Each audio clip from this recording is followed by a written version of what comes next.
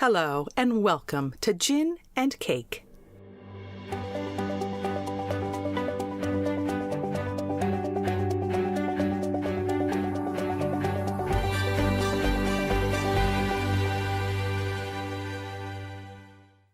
Well, welcome everybody to episode 4 of Gin and Cake. Hello, Joel.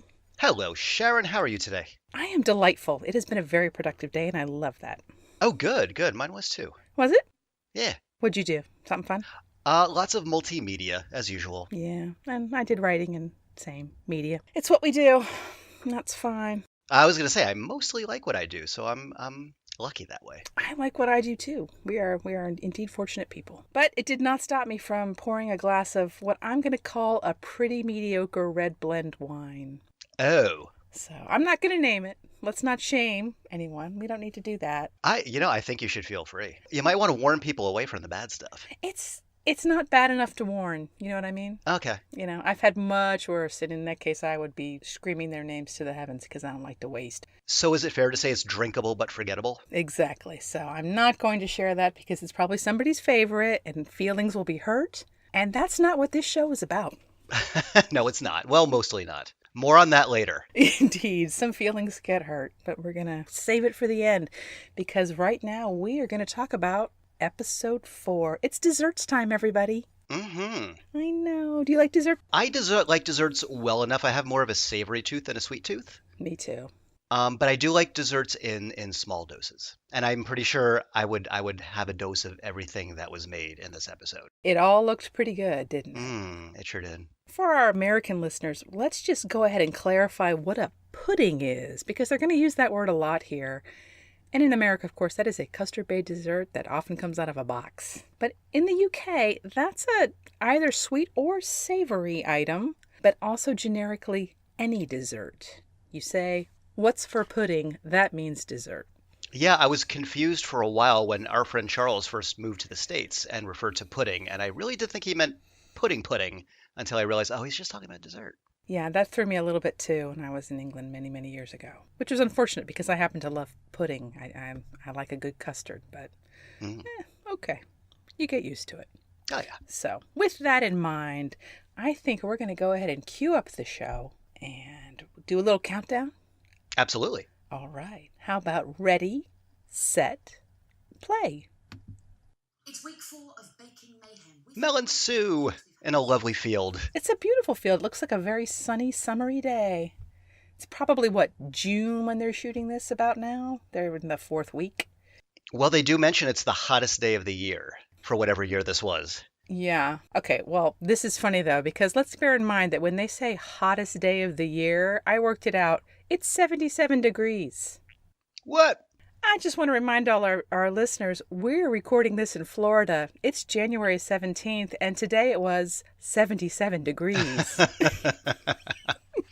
That is not hot where we come from, but apparently in England, it's enough to melt everyone into a complete puddle of despair.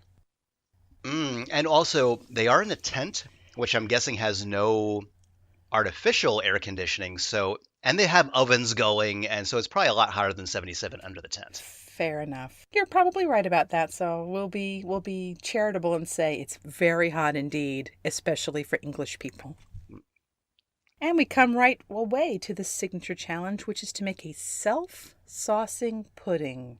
And I love the way Melon Sue pronounced that. Oh. I will never... It's silly, but because it's them, it's awesome.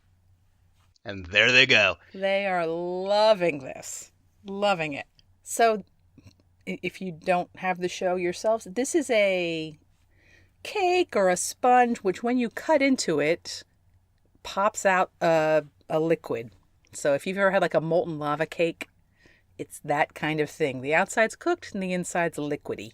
All right, so like a chocolate volcano would be an example, right? Exactly. Although it's a little different because in this case, a lot of the people are actually putting something inside the cake to become liquid as it cooks, like a cooler ball of caramel or chocolate, as opposed to a molten lava cake, which just isn't all the way cooked. Okay. And earlier when they were giving their awesome self-saucing announcements, everyone was enjoying that except Paul. I know. He was just standing there so stolidly. You know, Mary was enjoying some well-mannered frivolity, and Paul was just very unaffected.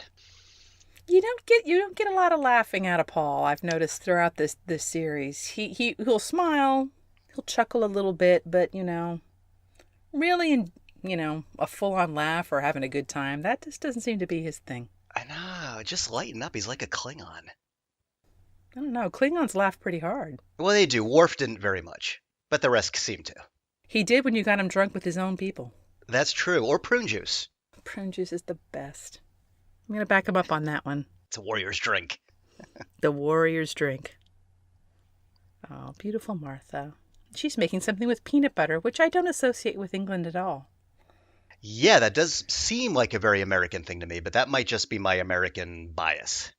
Well, I remember some years ago when you would have to go to sort of a specialty shop to buy peanut butter, but maybe times have changed in the UK.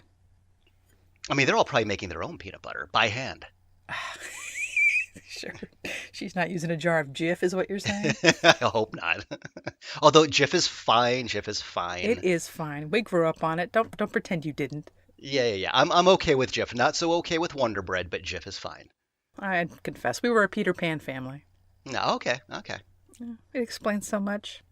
Yeah. Did you ever have a goober grape?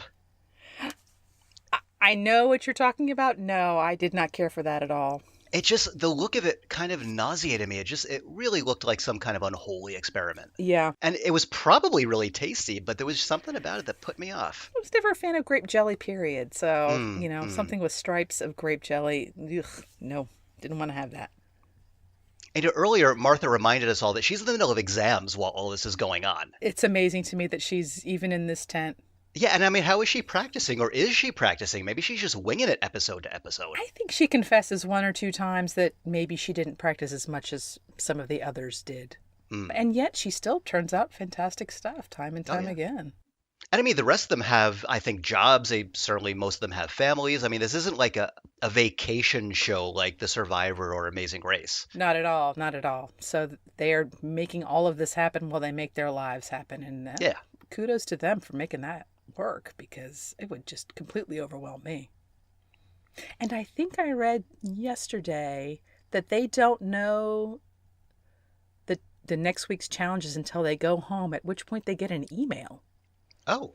So, they really are on their own. It's not like they can even talk about it. Okay, that's interesting. I could have that wrong, but I'm pretty sure I read that. Earlier, Kate used an expression I'd never heard before. I need to get a wiggle on, she said. A wiggle on, yeah. It's so charming. I love that. That's one of my favorite little Britishisms from this show. And now here, Ian says that he's going to be painting mint leaves with melted chocolate. Not an uncommon idea to get a leaf that has the veiny imprint of a leaf. You just paint it with chocolate. And I guess the chocolate would then absorb some of the mint essence along the way too, right? I would think so. Yeah, that's a great idea. You get that little bit of mint oil. Man, am I on board for that. Yeah. Mint and chocolate. Yes. Mm. And here's Richard. A cherry coulis. I looked this up. I looked what up because I did not know what a coulis was. Please tell us. So it's a thin fruit or vegetable puree used as a sauce encased by a chocolate sponge or chocolate. Oh, wait, no. That's the description of what he's making. Never mind that. A coulis is just a thin fruit or vegetable puree. Okay. So he has that mixed with actual cherries, and he's going to stuff that into those little cakes. Chocolate cherries. Great combination. I would eat that. Of all the chocolate and fruit combos, that's probably one I would be okay with. And here's Louis, who's doing something quite different than the others. He's not stuffing his... Poaching pears. Oh, I love poached pears. I love it if only for the alliteration. Oh, it's very easy to do. But he's doing something different. So he's not stuffing anything in a sponge. He's playing with textures and densities here. Now, okay, here's my first question. I'm not clear anymore on what a fondant is, because a lot of these self-saucing puddings are using a fondant, but I'm not sure if that's the base. Is that the cake, or is it the filling, or what? It's a different fondant. Okay, so fondants can be more than one thing. Yes, this has nothing to do with the fondant that you put, like the sugar paste fondant that you put on cake. Okay. This is just a solid, not a solid, but a sticky ball of usually chocolate. All right. That's a lot to absorb. Different fondant. It's a different fondant. Okay. Okay. I'm glad you're here. Oh, well, these terms are confusing because they are exactly the same word, but not at all the same thing. Well, of course, we spell knife with a K, so who am I to complain? Why do we do things like that? I don't know. For reasons. Reasons. I don't know. I'm pretty sure when they invented the dictionary, they were just drunk. I'm going to go drunk. Like, whatever. They were rolling dice or throwing darts at a board.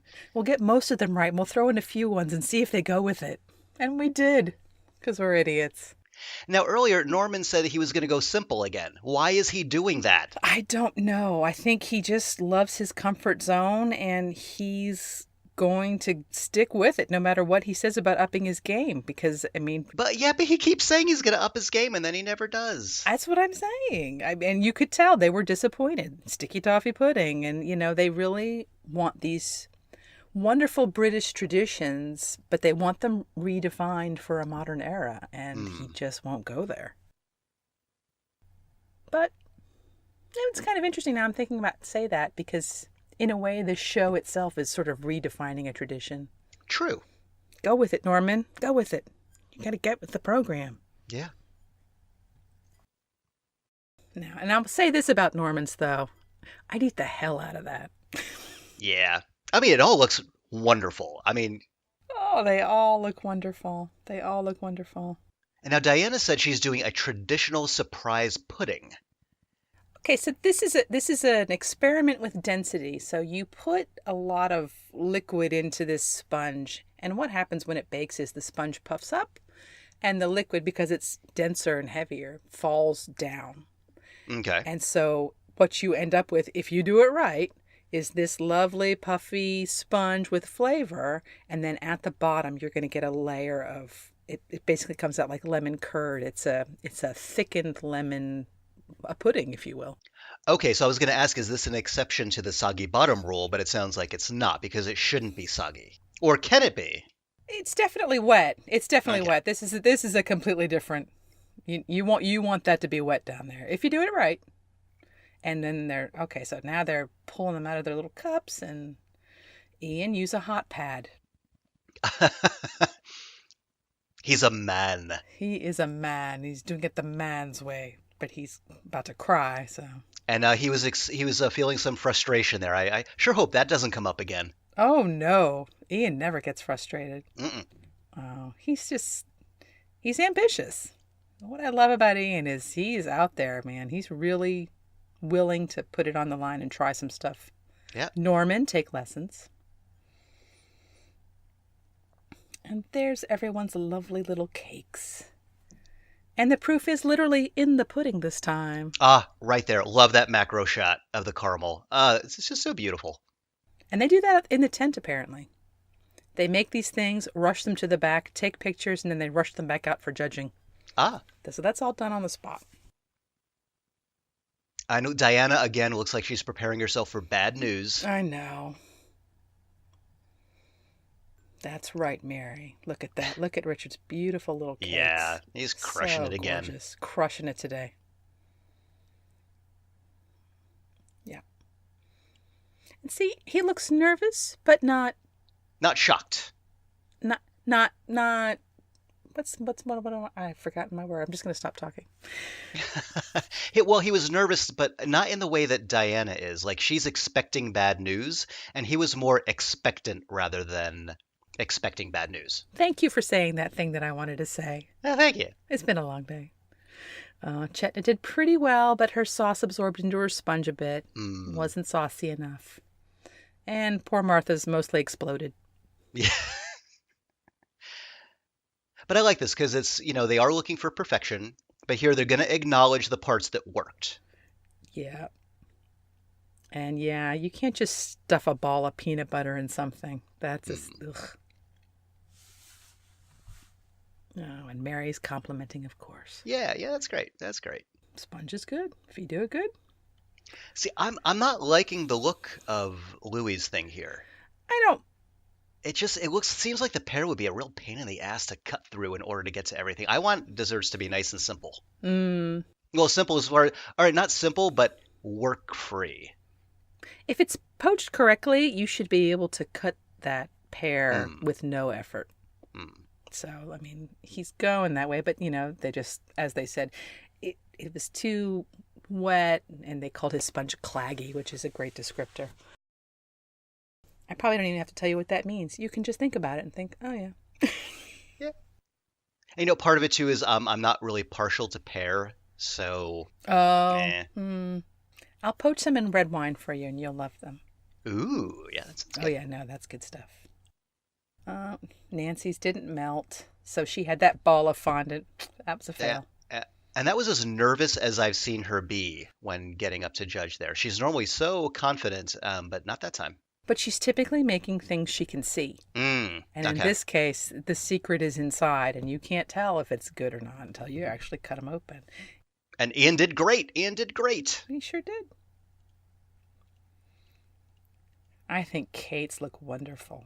Now her sauce is almost like viscous. Yeah, it was caramel. So is that the ideal consistency? Yeah, you don't want it to just pour out like water. That's gross. But you don't want it to be like Nancy's, which is just sort of, sticky. Okay. It should flow. You want some flow. It's all about fluid dynamics. So you want it to be a pudding in the American sense of that word? Probably a little looser than that. Okay. Oh, and here's Norman's, and they're once again nailing them. And they're right. It doesn't look attractive. And Diana's, bless her heart, I hate this presentation. It's so creepy shrimp cocktail. Ugh. I don't get it. Although, I mean, Mary liked it. I know. And you know what? She's really trying to up her display game. For me, that's a loss. Yeah. But they liked it, so fine, and she's happy. Yeah, Mary gave a little head shake of pleasure there. And there she was, apologizing yet again, and then realizing that they were complimenting her. Yeah, it's like, oh, Diana. Again, I have to wonder where that comes from. She's so self-deprecating. Yeah, lots of women her age probably are. It's a different time. I suppose. And there was Nancy, Yeah, I don't agree with your criticism because you should just stuff that in your mouth. Yeah. Oh, and Norman again. Really, I mean, both Nancy and Norman are kind of making excuses here. Norman's saying they're not meant to look pretty. Oh, come on, Norman. It's a baking show. Of course everything's meant to look pretty. And it looked a lot prettier before it melted because you put that cream on too soon.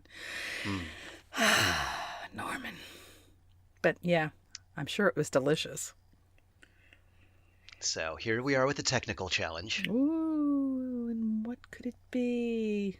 Mary and Paul. And, Mary's got... Did you notice that? Mary has an H belt buckle. H? Yeah, I think it's the letter H. I wonder what that stands for. Could it be Hermé? Oh, it could be. I don't know. Maybe it is a particularly specific H, so maybe it's the Hermé H. Oh, I'll have to look when I see her again. I didn't even notice that. And today's technical challenge is a tiramisu cake. Yummy. Yeah, but how would that differ from tiramisu? I mean, most of the tiramisus I've had seem pretty like cake in shape and size. I don't know. More layers, maybe? Okay. Size? I have no idea. Oh, poor Diana. Okay, Diana describes school as a horrible time. Maybe that's where all the self-deprecation comes from. Maybe she was bullied. We're just going to make up a backstory for Diana. Oh, wait, did she go to my grade school? Joel. They were all about beating you down. I think they called it character building. And yet you turned out beautifully. Oh, thank you. Well, I survived it by being a teacher's pet. Well done. That's a good choice. Thank you. You know what? I kind of went that way myself. Yeah. And also just not caring about what anybody thought, ever. Well, that's wise. I wish I could get there. Doesn't always work. Yeah. That tiramisu cake looks beautiful, though. Oh. It's so decadent. Ugh. But, I mean, in a great way. I'd love to have it. I just wouldn't want to have much of it. No. But so many of them you see are all sort of mashed up and looking ugly. But that's just lovely. What a work of art. Now, one thing I wish they clarified is what makes this a Mary Berry recipe, because it looks like a pretty standard tiramisu to me. I don't know. Maybe it's just because it's in her book. Mm, I mean, it has to be in one of the two's books, right? I suppose so. So here they are making the sponges, which have to be cut horizontally, which means they need a good rise. And here's Ian beating his like a bad dog. Ian. And What's the proper way? oh, very light. Very, very Okay. light touch. It needs to be whipped a lot just to get a bunch of air in there. And then you put the flour in, and it has to be folded in gently so you don't push the air back out of the eggs. Okay. And Ian, Now, have you made tiramisu before? many years ago, there's a lot of steps, but I can't say it's particularly difficult. I mean, I think the trick here, of course, is they just don't get a lot of time. Hmm. Everything's easy when you have all day. Oh, sure. And you're under the gun, and there's cameras, and you have to do these interviews in the middle of whatever it is else you're doing. And it's 77 degrees. Oh, horrors! Those poor people. I was surprised that they passed out. But that's funny that you say that about being under pressure, because I looked up some information to answer questions we had about how do you get on this show. Ooh, do tell. Well, in a recent season, they had more than 12,000 applicants who Whoa! have to fill out a many-page application. And from that, 300 to 400 people are chosen. Hmm. And they have to bring 2 bakes with them to an audition. And from that, they choose 50 to 60 people, and they actually are given a technical challenge and filmed while they make it to see if they can actually speak and bake at the same time. That's clever. That's very clever. And that's how they get their contestants. Can you perform? All right. Well, that seems like a very sensible audition process. Agreed. And here's Ian's sponge, his manhandled sponge, which didn't rise at all. And he's letting it get to him. And he has to start over. And Richard is also starting over. His sponge also failed. So I wonder if, when planning this episode, they allotted extra time anticipating that this kind of thing might happen. I'm going to say no, because so many of the things on this show seem to involve sponges. Hmm. That would be the thing you should be able to make in your sleep, I think. But this seems like a particularly difficult one. They've made sponges in previous episodes and didn't seem to have too much of a problem. Is it because it's a thinner sponge that still needs to rise? Is that the challenge here? Could be, and I think the fact that they have to slice it horizontally, Hmm. you really, there's no way to cover up the fact that your sponge didn't rise that much by putting extra cream on it, because you need 2. Mhm. You have to cut it in half to get the layers. Yeah. Now, a couple of them have said that they're going to be forced to use remnants for one of their layers, which it seems like you could probably get away with that with this one. I don't think you'd notice, honestly, unless you'd have to cut a lot of pieces out for it to fall apart. Hmm. And Louis always does the good math, and I love that about him. Yeah. He's like a good combination of an artist and like a not a mathematician, but he's got sort of the left brain, right brain both going on at the same time. He definitely does. He's got that technical, slightly engineering sensibility. Yeah. Which honestly, to me, actually kind of defines a good graphic designer. You should be creative, but you need to know, how to work within the lines and outside the lines and the mathematics of good design. Yeah, it's not just randomly throwing paint on a canvas and calling it done. No, but however, I did notice earlier, Louis bites his fingernails, and I'm gonna. Ooh. There's some stress there somewhere. Some stress in Louis. Oh. Now, you know what? I've, of course, heard mascarpone many times. Never really knew exactly what it was other than it was some kind of cheese, so look that up too. Ooh, A soft Italian cream cheese. indeed, and it's delicious. Is it always sweet or not necessarily? No, it's not sweet. Oh, okay. You usually have to mix in like a little powdered sugar to make it sweet, Okay. if you want it to be sweet. Oh, and we missed it because I talked right over it.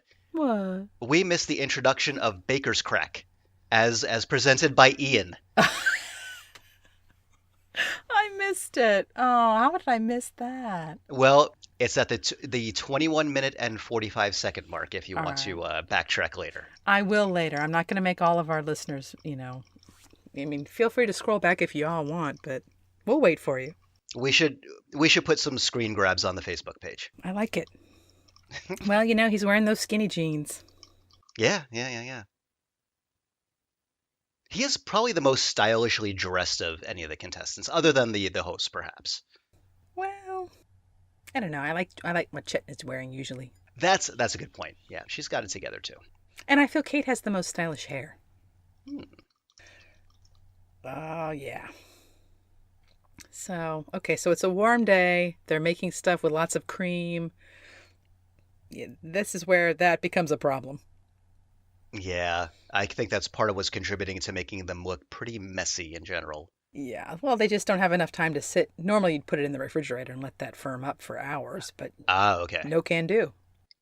So here they are making chocolate decorations, and, they're literally melting as they're putting them on. Yeah. You're right, Kate. They are going to notice uneven layers because that's what they do. Oh. And look what Louis does. He writes tiramisu in chocolate. Bless his heart.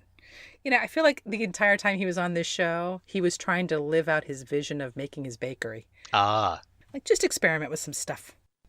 smart man. I agree. Yeah, boy, Ian is very coiffed. Yeah, there's a lot of product there. Oh yeah, his hair is done. Mm-hmm. Yeah, his bedhead must be epic. I'm sure it works for him.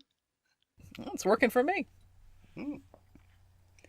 Oh, Norman. And thank goodness, for a change, Diana was not self-deprecating. No, she's worried about her leaky tiramisu, but she had a laugh about it. Yeah. So they're they're pretty strict about those time limits. They are. Ian got a little spank on that.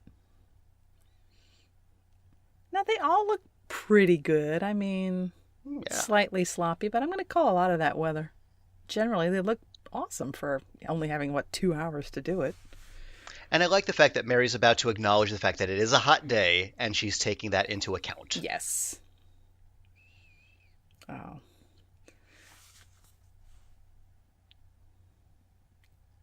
So there she goes. Yeah. Yeah. She's aware of what the conditions are. Yeah. But she's not going to forgive you for anything else that has absolutely nothing to do with the temperature. Yeah. That does look nice. It's very pretty. Oh, got a little leakage. There you go. And that was Richard's, and he did a neat looking thing again. And here's Diana's. Mm-hmm. Which thing? Oh. Not loving. Yeah, it didn't work out as well as she had hoped. So there goes all that temporary confidence. Oh boy. Yeah. Oh, Diana. Oh. Please don't hang yourself outside the tent. Yeah. She's so nice. I really do like her. Oh. I'm going to give Ian kudos for even getting anything on the table, given the fact that he had to start over. Yeah, although someone else had to as well, right? It was Richard, and he did a good job too. But still, I mean, it's hard to bounce back from a complete redo. Yeah. But they both did it. Good for them. I think shaved chocolate makes anything look just really nice and inviting. Yeah, I like that little crumbly bit.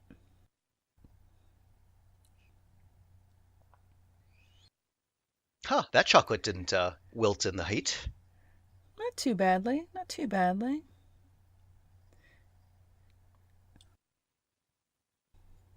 They're definitely liking Louis. Yep. He's got such a charming, warm smile. I know. His smile goes right to his eyes. Yep, I agree. He's definitely got his smizing down. Okay, here's Norman's. Oh, here's Norman. Oh dear. Oh, and he was so pleased with it. Yeah. That's what always makes me sad, is like when they're really happy with what they make and then people are like, nope. Yeah. Oh, and Diana's in last place. Last Oh. place. This has been a roller coaster for her because she did so well the first round. She has not cried yet. And that thin sponge led to a soggy bottom. Norman almost last. Kate.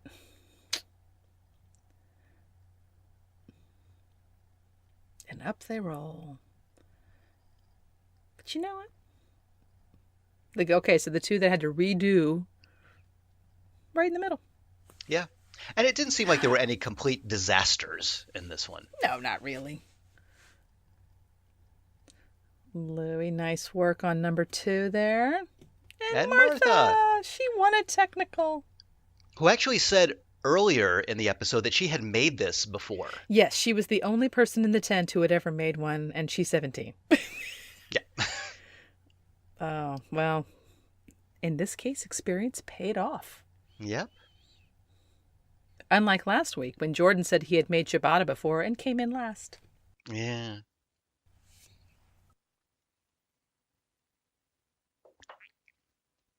Diana. I mean, she's... Well... All the joy and confidence from the previous round has just been dispelled. Norman. Norman just happy not to be last. I'm not last. Norman bakes like I ran every triathlon. Please don't let me be last. Don't be last. Just don't be last. So here we go. One more time. And it's hot again. Scorching 77. Or maybe 78. But look at Ian is getting his Eye of the Tiger on. He's like ready for battle. Right? Everyone's taking off their little sweaters. It's too hot for that. They're getting down to it. And of course, on this hottest day, they're going to make a baked Alaska. That's just cruel. Oh, it's a shame, really, because I'm sure that they weren't doing that on purpose to anybody. It just happened. Oh, don't play with them like that, Mel and Sue. Now, there's a cute edit coming up where Louie's like, what could possibly go wrong? And then Paul lists all the things that can go wrong with this. So many things. Okay, this is one I've never made. Okay, I was just about to ask you if you had. No. You know, I've never made ice cream, period. I never really had the machine to do it. I mean, except for Girl Scouts when you had the hand crank thing with the salt. But as far as an ice cream maker, never had one. Which is best because that's one of my husband's big trigger foods. You can't put him anywhere near ice cream and expect him to not be all up in that. So just leave it out of the house. Well, fair enough. And now Mary just said, this is the hottest day of the year so far, and they're going to have to keep their cool. It's like, oh, Mary, that's like the equivalent of an 80s action one-liner. Do you think she wrote it herself? I hope so. I do, too. It's so good. Oh, yeah, Baked Alaska. This definitely reminds me of the 70s. And thank goodness they have, like, actual ice cream making machines. Yes, exactly. I'd love to try one. Oh, yeah. I would love to try the ice cream that you make. Yeah, there was an episode of the Two Fat Ladies, one of their Christmas episodes, where they were making chocolate bombs. And Clarissa made the ice cream using an old-fashioned hand crank ice cream maker. That's what I'm saying. This is the Girl Scouts way, where it takes like all day and the entire troop of Girl Scouts to do it. Yeah, and well, she described it as sheer masochism. Yeah, no, why would you ever do that? I once saw an ice cream maker where you put the ingredients in and it was like a gerbil ball. Oh. And you just roll it around the yard. That's interesting. But even then, it was like, here's a half a cup of ice cream for your hour of effort. Nope. Oh, and Martha's making key lime, which yummy. And that's certainly, I assume, not traditional baked Alaska. I don't think there really is a traditional baked Alaska to my knowledge. I mean, it's a sponge and ice cream and it's covered with a meringue. I suppose it could be any flavor you wanted it to be. Okay. Here's Chetna making mango ice cream, which yum. And we talked over it, but Paul actually got a little emotional when Martha said she was making a key lime pie Alaska. Everyone oohed and awed, including him. So here's the question. Are they true key limes? Or is it just lime? Oh, that is a good question. Because, as Floridians, we have issues with that. Well, we know the distinction. We do. Although, well, we'll see. When they cut it open, we'll see if it's yellow or green. We'll know the truth. And now Ian's going to make a black sesame seed ice cream. That looks disgusting. But Pachiugo, the gelato place near us, they have some odd flavors too, like, I don't even remember them now, but like all savory flavors that you like, balsamic vinegar kind of thing, and it works most of the time. I think his ice cream would probably taste delicious. It just looks awful. It's that sort of grayish. Ugh. It's not attractive. Yeah. Yeah, but no, I think a sesame seed ice cream would be really wonderful. Kind of that tahini flavor. Yum. Okay. It just looks bad. Nobody likes gray food, Ian. Nobody. Yeah. Must be some genetic thing. Gray must just not be a good color, biologically speaking. Well, generally speaking, blue food is very unattractive, so I would see them as sort of related. Most people don't like blue food. Interesting. What about blueberries? Blue crab. Are they blue? Yeah. When you cook it, it's not blue on the plate. Well, that's true. There's not a lot of blue foods out there. Blueberries, indeed, being the exception. I wonder why. I wonder if blues are like related to poison. Oh, that's a good question. So here they are trying to make these ice creams. Yeah, Nancy seems particularly complicated. She's got multiple layers of ice cream. Yeah. In a bowl shape, so that they're layered that way. Love the idea. Oh. Pistachio ice cream, yummy. Now let's see. Kate's got love anything with pistachio is okay by me. Yeah, I agree. So they're all panicked about the ice cream, basically. Well, understandably, because that is a warm. I mean, again, even though it's only 77 outside, it's got to be much warmer than that in the tent. Oh, I would think. And now just looking at Ian's ice cream, he took that out of the stirrer way too soon. It should have been much thicker when he did. Like, see how Richard's is? Oh, okay. Okay. You should be able to pick it up. And Ian's just sort of poured out. It was a mistake. Okay. Well, that plays into something. Well, we'll get into that later. Don't spoil it, man. But I'm just going to point out, that came out too soon.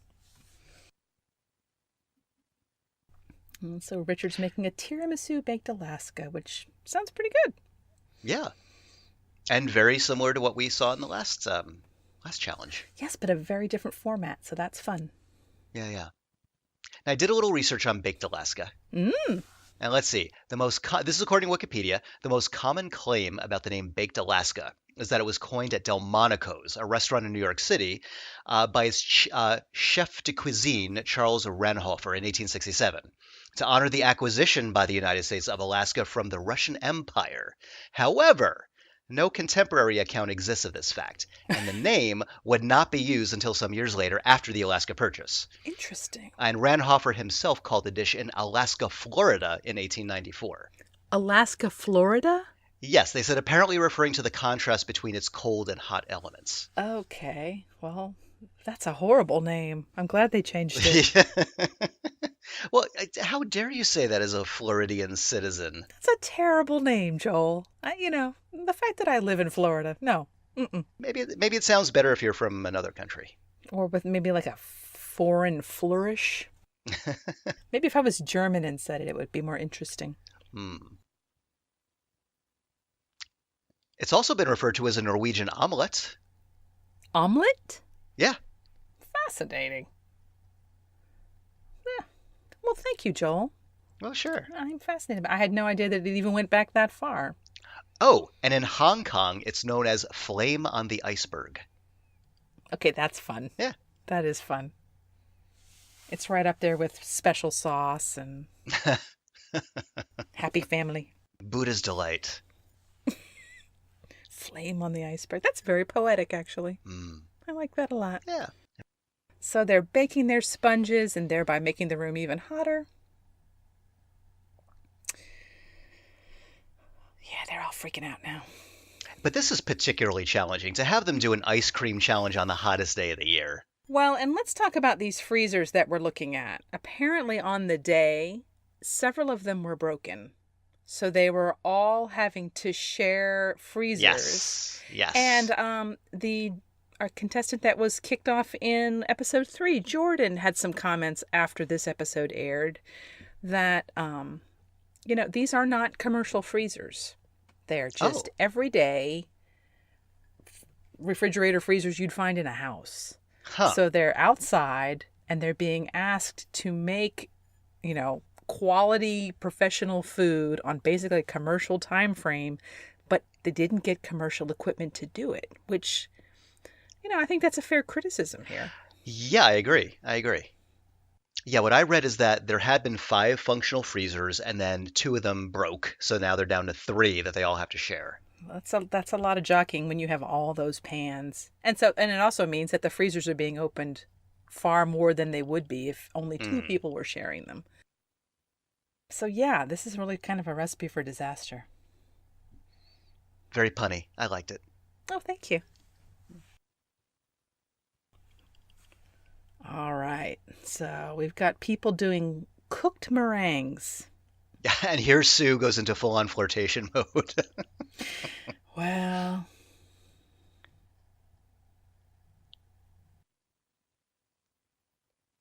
Russet Gandalf. I love that. you know what? You're behind me again.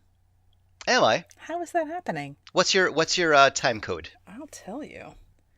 39:21. Oh yeah, I'm way behind. Yeah, it's been starty stoppy. Oh dear. All right, I'll go to 39:30.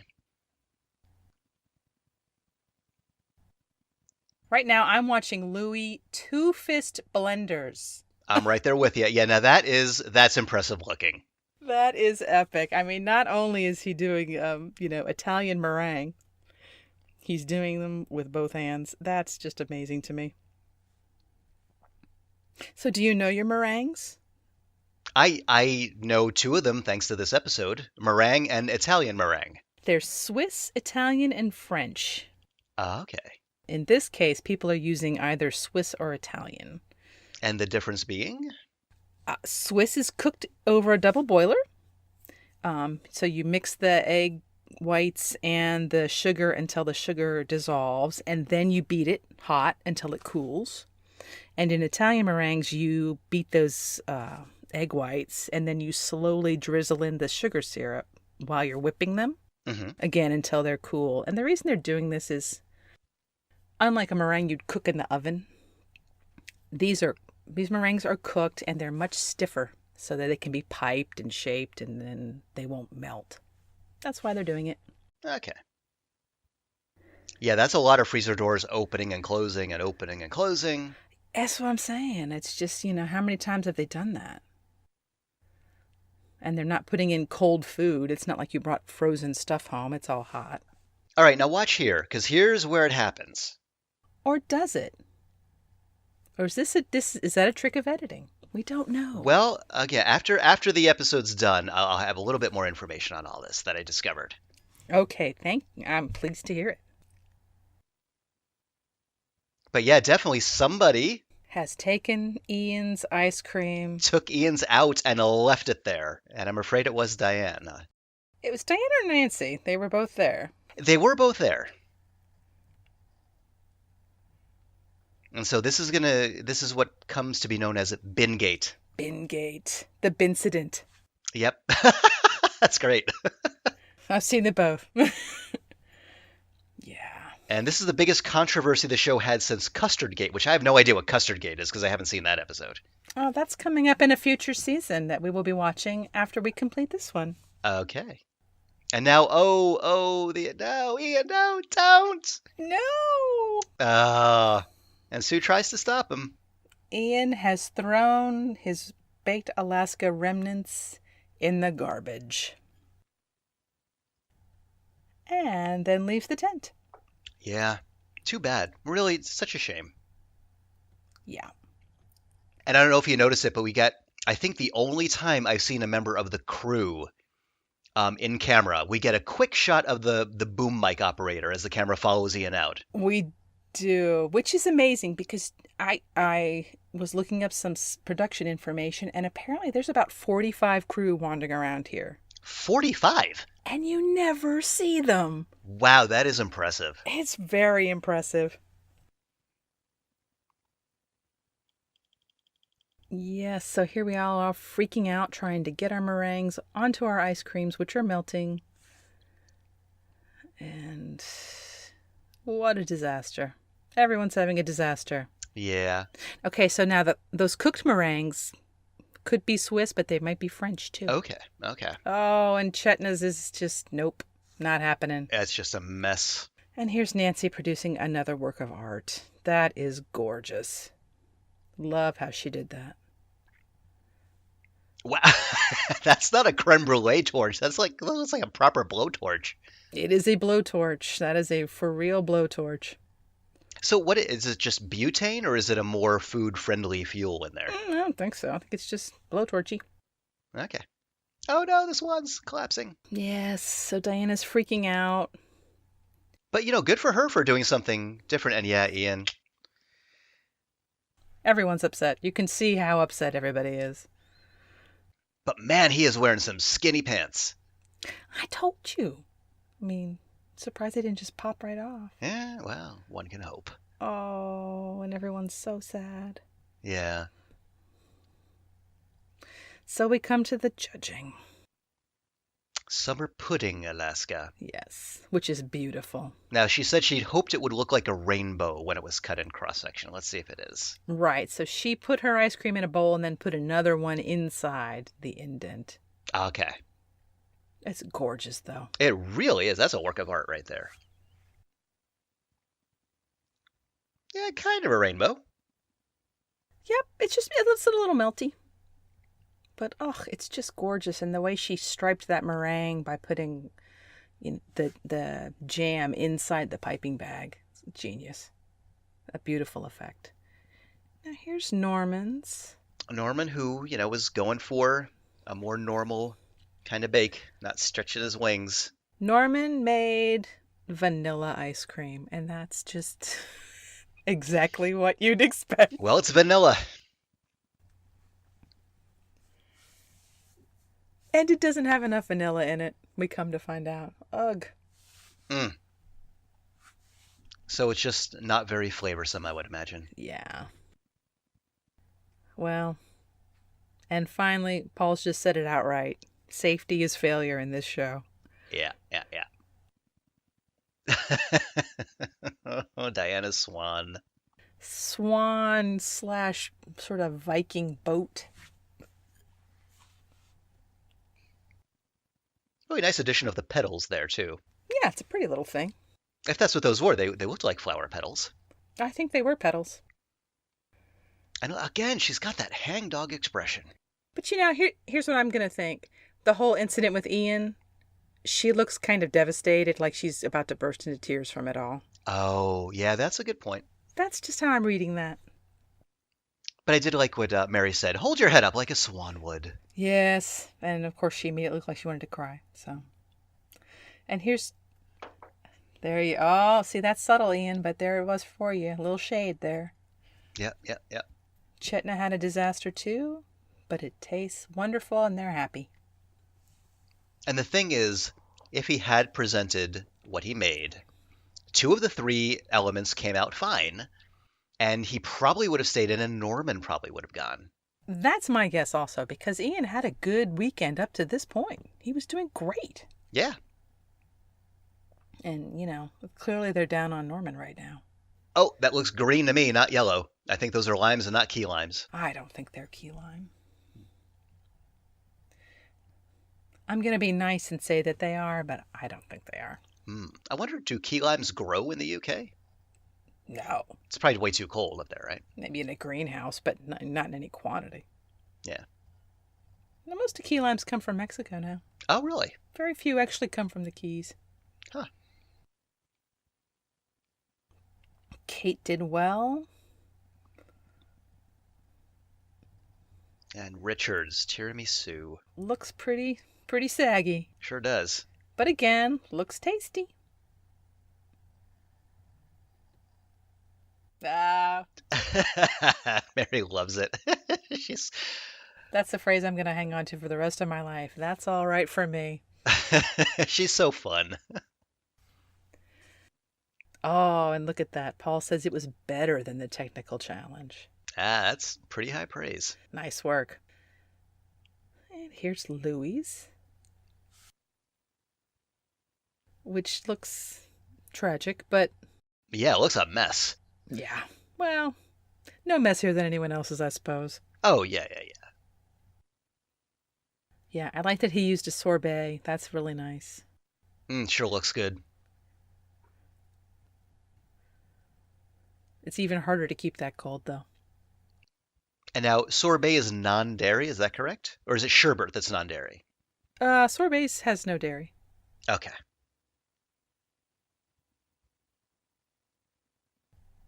Oh, Ian. Just want to hug him so hard. No, I know, I'm gonna cry. He had a little moment.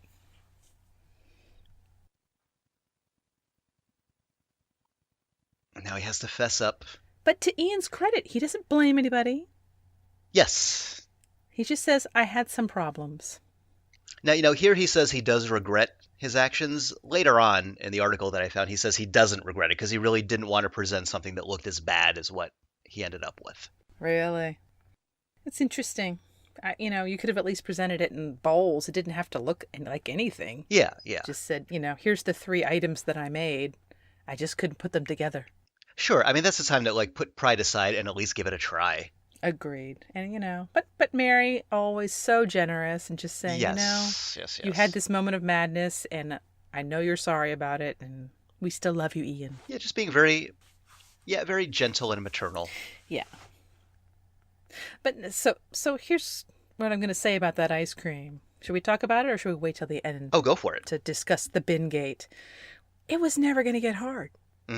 Never. So, I mean, whatever issue there was with taking it out of the freezer, and we can talk about what we've both learned probably about that ice cream was never going to work. Although, I mean, some of them kind of did. I mean, they weren't all liquid. Oh, no, because he took his out of the thing too soon. Yeah. You could just look at it when he took it out, and he was like, if you had a day, it might have hardened up. But generally speaking, he just made it wrong.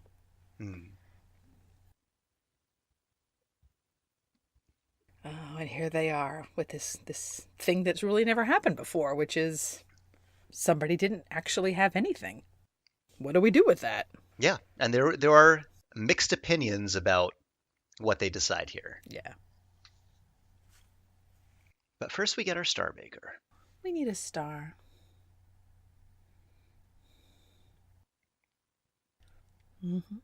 Consistency and quality. Goes to Richard. Woohoo! So it's his second star bake, and is this the second week in a row? Because I've already forgotten who got it last time. I don't think he did have it last time. He had it the second week, I think. Louis had it last week. It was Louis. Oh, okay. And Ian with his little tear-rimmed eyes. Yeah, and the sad irony of Sue having to tell him he's off the show after she told him earlier that she wanted to keep him on for so many reasons. I know. Well, that's right. Don't throw as much in the bin. That's good advice for everyone. Yeah. Now, what I read is that some of the contestants were really upset that he got taken off the show because they said it was really a technical failure, not a failure of baking specifically. And I totally would back them up on that, actually. It just seems, given the assignment and given that the equipment in the tent wasn't even working, would this not have been a good week to maybe just say, we're not going to kick anyone off? and we'll take two the next week. Yeah.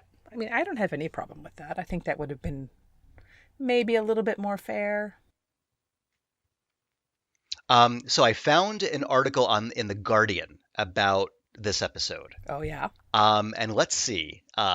Ian, in one of a number of quotes, says, I feel bad for Diana because she's had quite a mauling on Twitter. Yeah, apparently she got thrashed in social media. She did. I saw some terrible things that were said about her. And he said, and I don't like all the nasty comments that have been directed towards her. He said, I think it's a bit unfair, and I do think they could have edited the episode a bit better.